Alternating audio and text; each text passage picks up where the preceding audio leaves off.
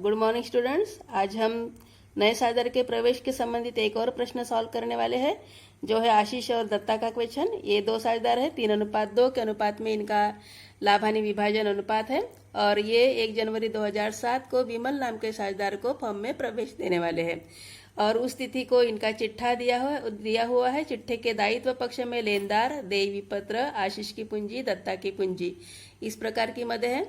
और संपत्ति पक्ष में भूमि, भवन, संयंत्र, देनदार में से प्रावधान घटाकर और स्टॉक और रोकड़, इस प्रकार की संपत्तियां दिख रही है। और सहमति जो हुई है विमल के प्रवेश के बाद, वो है भूमि और भवन का मूल्य 15,000 रुपये से बढ़ेगा, संयंत्र का मूल्य भी 10,000 रुपये से बढ़ेगा, फर्म की ख्याति की गणना 20,000 रुपये की जाएगी। विमल की नई फर्म की जो कुल पूंजी रहेगी 1/5 भाग के बराबर वह पूंजी लेकर आएगा, अर्थात विमल की पूंजी प्रश्न में नहीं दी है, इसलिए उसके पूंजी की गणना आपको करनी है। तो इस प्रकार का प्रश्न दिया है। इसी प्रश्न के आधार पर आपको यहाँ पे जर्नल प्रविष्टियां पूछी गई है। जर्नल को ही रोजनामचा प्रविष्टियां भी कहते हैं और विमल के प्रवेश के पश्चात का तुलन पत्र भी तैयार करना है। तो तुलन पत्र मतलब कि चिट्ठा तैयार करने के लिए ये चिट्ठा डायरेक्ट नहीं बनेगा, आपको पहले प्रविष्टियां तैयार करनी पड़ेगी। प्रविष्टियों के बाद आपको पुनर्मूल्यांकन खाता भी तैयार करना पड़ेगा, साधारण के पूंजी खाते भी तैयार करने पड़ेंगे, नया अनुपात की गणना करनी पड़ेगी। नया अनुपात की गणना करने के बाद आपको विमल की पूंजी की भी गणना करनी पड़ेगी और उसके पश्चात चिट्ठा तैयार होगा। तो इस प्रकार का कार्य करना है। तो सबसे पहले हम प्रविष्टियां देते हैं। तो प्रविष्टि में यहाँ पे सूचना सिर्फ संपत्तियों में परिवर्तन के लिए है। तो संपत्तियों में परिवर्तन, दोनों संपत्तियों का मूल्य बढ़ रहा है, भूमि भवन के मूल्य में भी वृद्धि होने की सूचना है और संयंत्र के मूल्य में भी वृद्धि होने की सूचना दी गई है। दोनों को कंबाइन रूप में हम अगर दिखाना चाहते हैं तो संपत्तियों का मूल्य बढ़ता है तो संपत्तियों का खाता डेबिट होता है, पुनर्मूल्यांकन खाते से पहली प्रविष्टि आप करोगे। भूमि भवन का खाता डेबिट, संयंत्र खाता डेबिट, पुनर्मूल्यांकन खाते से भूमि भवन का मूल्य 15,000 रुपये से बढ़ने वाला है, संयंत्र का मूल्य 10,000 रुपये से बढ़ने वाला है। इस प्रकार से पुनर्मूल्यांकन खाते के क्रेडिट में जो प्रभाव पड़ेगा वो है 25,000 रुपये। दोनों संपत्तियों के मूल्य में वृद्धि होने के लिए ये प्रविष्टि होगी। सिर्फ एक ही सूचना है, मतलब कि दोनों सूचना संपत्तियों में परिवर्तन के बारे में ही दी है, इसलिए एक ही कंबाइन प्रविष्टि यहाँ पे हो गई। और इसी प्रविष्टि का प्रभाव जो दिखेगा, पुनर्मूल्यांकन खाता क्रेडिट पक्ष बड़ा दिखेगा, इसलिए पुनर्मूल्यांकन खाते का लाभ हुआ है। यह लाभ पुराने साझेदारों के पुराने अनुपात में विभाजित होने की दूसरी प्रविष्टि हम करेंगे। तो यह प्रविष्टि होगी पुनर्मूल्यांकन खाता डेबिट, आशीष के पूंजी खाते से और दत्ता के पूंजी खाते से, और 25,000 रुपये के लाभ का विभाजन यहाँ पे होगा 3/5 और 2/5 के रूप में, 15,000 एवं 10,000 रुपया पुनर्मूल्यांकन का लाभ पुराने अनुपात में विभाजित करने हेतु। तो इस प्रकार की यह प्रविष्टि होगी। फिर उसके बाद तीसरे नंबर की जो कंडीशन है, फर्म की ख्याति की गणना 20,000 रुपया की गई है और विमल नई फर्म के लिए पूंजी के रूप में 1/5 भाग के बराबर पूंजी लेकर आएगा, इस प्रकार की सूचना यहाँ पे दी है। तो नेक्स्ट प्रविष्टि हम बाद में करेंगे, पहले आपको कैलकुलेशन करना पड़ेगा पूंजी कितनी लेकर आता है और प्रीमियम की अमाउंट जो ख्याति के रूप में जो अमाउंट आ चुकी है, इसकी भी हम कंबाइन प्रविष्टि करते हैं और फिर ख्याति का विभाजन भी पुराने साझेदारों को उनके त्याग के अनुपात में करते हैं। यहाँ पे त्याग के बारे में कोई सूचना नहीं है, तो पुराना अनुपात ही उनका त्याग का अनुपात माना जाएगा। तो सबसे पहले हम नया अनुपात निकालते हैं। नया अनुपात के लिए विमल जो फर्म में आ रहा है वो 1/5 हिस्से के लिए आ रहा है और फर्म का कुल भाग 1 माना जाएगा। 1 में से विमल का हिस्सा घटाकर शेष भाग 4/5 रहेगा। आशीष का भाग जो बनेगा 4/5 गुना 3/5 बराबर 12/25। दत्ता का नया भाग बनेगा 4/5 गुना 2/5 बराबर 8/25 और विमल का नया भाग, विमल 1/5 हिस्से के लिए आ रहा है, उसको 25 में परिवर्तित करना है। तो 25 में परिवर्तित करने के लिए हमें 5 से गुना करना पड़ेगा उसके नए भाग को, तो 5/25 विमल का नया भाग रहेगा। और यहाँ पे नए अनुपात में 12 और 8 आशीष और दत्ता का कुल हिस्सा है और विमल का हिस्सा 5 है। अभी हमें ये जो पहले पूंजी खाता पहले तैयार करना पड़ेगा, थोड़ा प्रविष्टियों के लिए जगह छोड़नी पड़ेगी।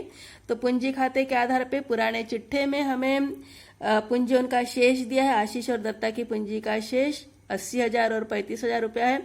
पुनर्मूल्यांकन खाते के लिए हमने दूसरी प्रविष्टि बना चुके थे, और अगर खाता बना के दिखाना चाहते हो तो खाते में 25,000 रुपये क्रेडिट में, और यही 25,000 रुपया लाभ हानि साधारण के पूंजी खाते में क्रेडिट में विभाजित हो चुका था। उसका प्रभाव पुनर्मूल्यांकन खाते के डेबिट में पड़ेगा और पुनर्मूल्यांकन खाता क्लोज होगा। और इसी का ही प्रभाव साधारण के पूंजी खाते के क्रेडिट में आशीष के कॉलम में 15,000 रुपया पुनर्मूल्यांकन खाते को, दत्ता के कॉलम में 10,000 रुपया।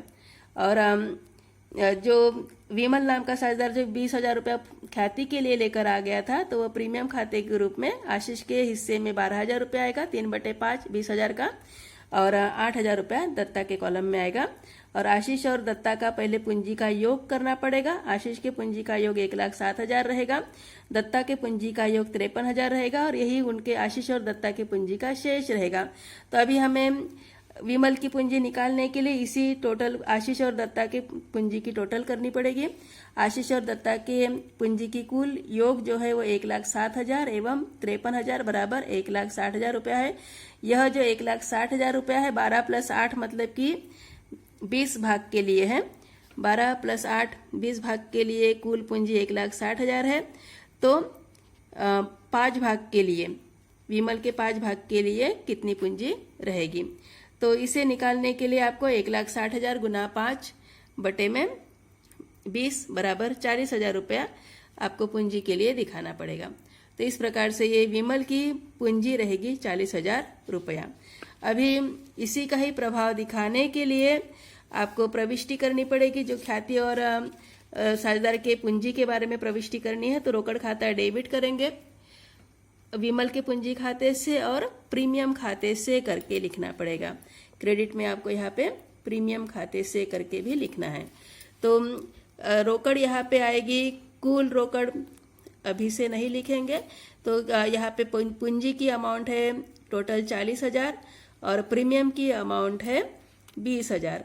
तो 40,000 और 20,000 टोटल जो है वह डेबिट में आएगा 60,000 रुपया कैश अकाउंट डेबिट के रूप में आपको वहां पे दिखाना है। तो तीसरी प्रविष्टि में रोकड़ खाता डेबिट विमल के पूंजी खाते से और प्रीमियम खाते से। डेबिट में 60,000, क्रेडिट में विमल के पूंजी खाते के क्रेडिट में 40,000 और प्रीमियम खाते में 20,000। ये तीसरे नंबर की प्रविष्टि रहेगी। और स्पष्टीकरण लिखोगे विमल द्वारा पूंजी एवं ख्याति की रकम नगद लाने हेतु। और फिर उसके बाद अगली प्रविष्टि जो प्रीमियम के रूप में जो 20,000 रुपया आ चुका था फॉर्म में, उसका विभाजन पुराने अनुपात में या तो त्याग के अनुपात में करने के लिए, त्याग जब दिया नहीं जाता प्रश्न में तो पुराना अनुपात ही त्याग का अनुपात माना जाता है, और इसलिए प्रीमियम का विभाजन पुराने अनुपात में ही होगा। और उसका प्रभाव दिखाने के लिए प्रीमियम खाता डेबिट करोगे आशीष के पूंजी खाते से एवं दत्ता के पूंजी खाते से। 20,000 का 3/5 12,000 और 20,000 का 2/5 8,000। इस प्रकार से अमाउंट दिखेगी और ख्याति का विभाजन यहाँ पे पूर्ण होगा। तो इस प्रकार से 4 प्रविष्टियां यहाँ पे होगी। और फिर उसके बाद हमने पूंजी खाता बनाया था। विमल की यथेष्ट पूंजी 40,000 रुपये आ चुकी थी और 40,000 रुपये के आधार पे हम पूंजी खाता भी बंद करेंगे। आशीष की कुल पूंजी 1,07,000 रुपया हो चुकी है, दत्ता की कुल पूंजी 53,000 हो चुकी है, विमल की कुल पूंजी 40,000 रुपया हो चुकी है। इस प्रकार से ये साझेदारों का पूंजी खाता यहाँ पे पूर्ण होगा। उसके बाद हमें तुलन पत्र मतलब कि चिट्ठा तैयार करना पड़ेगा। चिट्ठे में जो पुराना चिट्ठा था उसी का दायित्व पक्ष, लेनदार और देय पत्र में कोई परिवर्तन नहीं रहेगा। 15,000 रुपये का लेनदार क्रेडिटर है और बिल्स पेबल मतलब कि देय विपत्र 10,000 रुपये के हैं।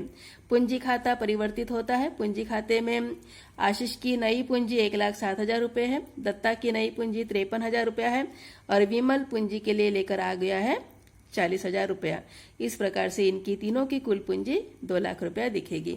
संपत्ति पक्ष में भूमि और भवन का मूल्य, पहले जो मूल्य था वह था 35,000 रुपया, नया मूल्य बन जाएगा 35,000 में 15,000 रुपया बढ़ाकर दिखेगा क्योंकि भूमि भवन का मूल्य बढ़ चुका है।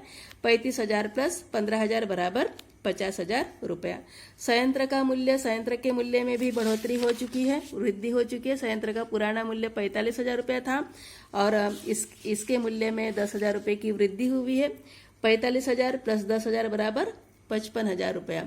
और विविध देनदार सन्ड्री डेटर्स में कोई परिवर्तन नहीं है, जैसे वहां पे पुराने चिट्ठे में संपत्ति पक्ष में दिया है वैसे ही देनदार आपको प्रावधान के साथ घटाकर दिखाना है। स्कंध में कोई परिवर्तन नहीं है, स्कंध भी वैसे दिखेगा।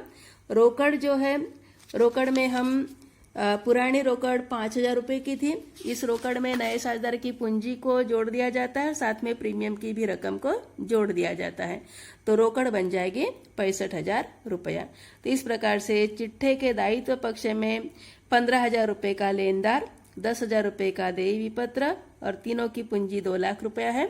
संपत्ति पक्ष में भूमि भवन 50,000 रुपया, संयंत्र 55,000 रुपया, देनदार 20,000 रुपया, स्कंध 35,000 रुपया और रोकड़ 65,000 रुपया दिखेगी।